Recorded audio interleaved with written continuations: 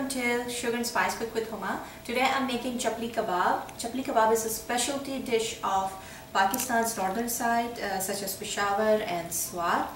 It is very delicious. Chapli means slippers or shoes. Probably they call it chapli or shoes because they make it huge kebabs like this big kind of hamburgers. So let's see what kind of ingredients we're going to use for today's recipe. I'm having here about 1.5 pounds of regular ground beef. If for any reason you cannot make it with beef, you can use mutton, lamb, goat, or chicken. Chicken, if you're making with chicken, make sure that it is not a ground breast. It should be from thigh part, ground chicken thighs, because it's moisture. And ask the butcher, or I'm sorry, wherever you're buying the chicken meat, to add a little bit of chicken skin in your ground chicken to make it a little bit more moisture. Okay, so again, I have about 1.5 pounds of ground beef over here, about 1 tablespoon of dried pomegranate seeds or anardana. If you cannot find this, you can leave it out, don't worry about it. About 2 teaspoons of cumin seeds, 1.5 to 2 teaspoons of salt or according to your taste, about 3 tablespoons of chapati atta. If you do not have chapati atta, you can use breadcrumbs, but do not use all-purpose flour. About 2 teaspoons of chili pepper flakes, about 1.5 or 1 teaspoon of Garam Masala powder or whole spice powder, about 2 to 3 green chilies chopped, about 2 teaspoons of coriander seeds, whole coriander seeds, 1 teaspoon of cayenne pepper powder, about 1 pod, medium pod, or about 15 to 16 cloves of garlic, mashed or minced, about 2 teaspoons of ginger, 2 eggs, about 1 tablespoon of dried mint leaves. If you cannot find dried mint leaves, you can use the fresh ones. About half a bunch of mint leaves. I have about 1 whole yellow onion here chopped. You can use green onion if you like, but I like it yellow onion. It'll make the kebab more moisture. So you have an option. So it's up to you. You want green onions or you want to use this regular onion. So it's 1 onion. About 2 small tomatoes chopped in like tidbits. Half a bunch of cilantro chopped, and some oil.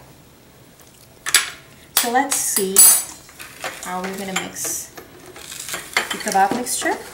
Very simple, just add everything together. Starting from salt,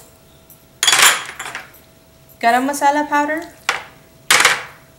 cayenne powder, dried pomegranate seeds, cumin seeds, chili pepper flakes, coriander seeds, mint leaves, dried mint, green chilies,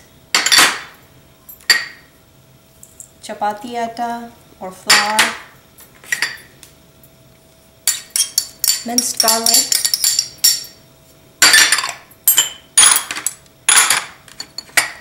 ginger paste,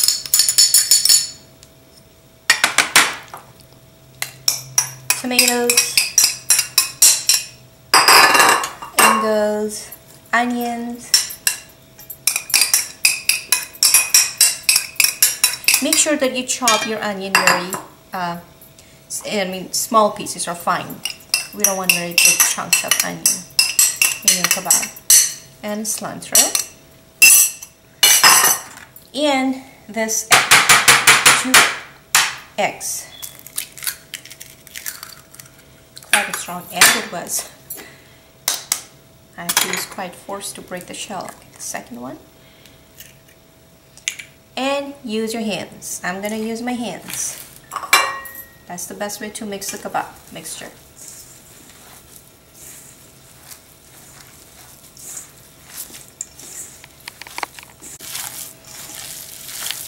I remember when we were in Pakistan, we used to buy sometimes Chapli Kabab. Well, basically Chapli Kabab is a street food kind of. And in winters, we used to order this, and they used to sell it along those paper thin rumali rotis, they called, or handkerchief rotis. They're paper thin, huge chapatis, and with the finely diced onions, and they used to wrap it in the newspaper. Oh gosh, that was out of this world. Miss those days. Okay, I just mixed it for about 2 minutes or 3 minutes to make sure all the spices are well blended.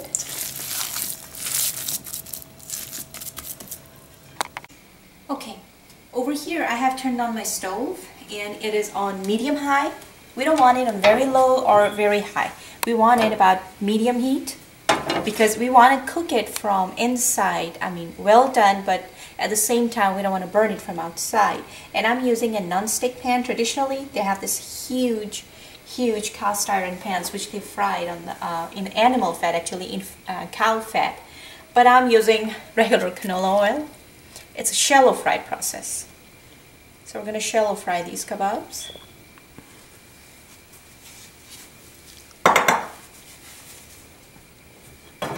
Over here, I have about a cup of water, clean water. Dip in my fingers and then just making my palms wet. Take about a bowl of this mixture. Well, as I said, traditionally it is made very huge, about the size of this plate. Well, since I have very tiny hands, I'm unable to achieve that kind of huge size kebab. So I'm just making it as much bigger I can make with my tiny hands. Okay, try not to make it very thick or very thin, because of course if it's very thick it's not going to cook properly from inside, and if it's very thin then it's going to be all dried and it will break into pieces in the frying process.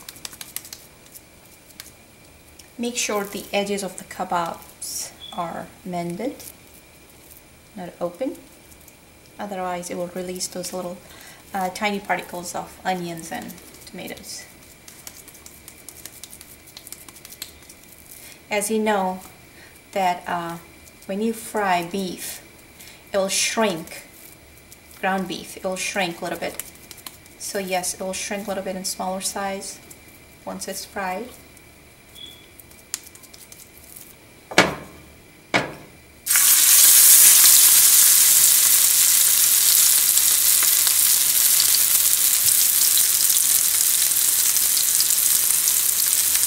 More.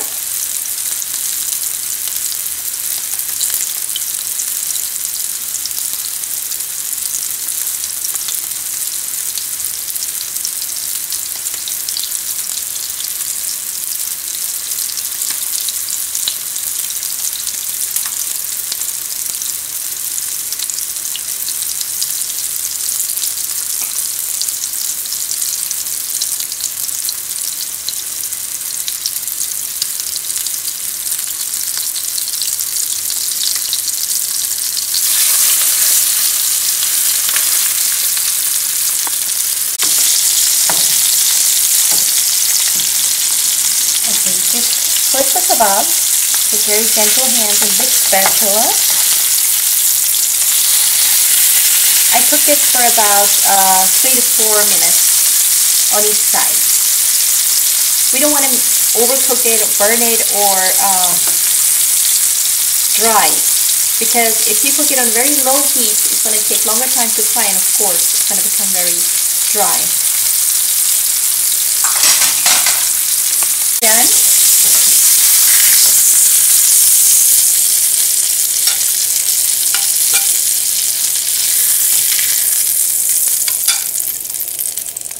I'm going to do the second batch. Okay, Chapli Kabab is ready, and traditionally it is served with naan or chapati and some finely diced onions or any sort of chutney such as green chutney, red chutney, or choice of raita. So this is how I'm serving my chapli kebab today. Give it a try. I'm sure you're gonna like it. And thanks again for watching. I'll see you guys with another recipe again. You guys take care. Bye bye.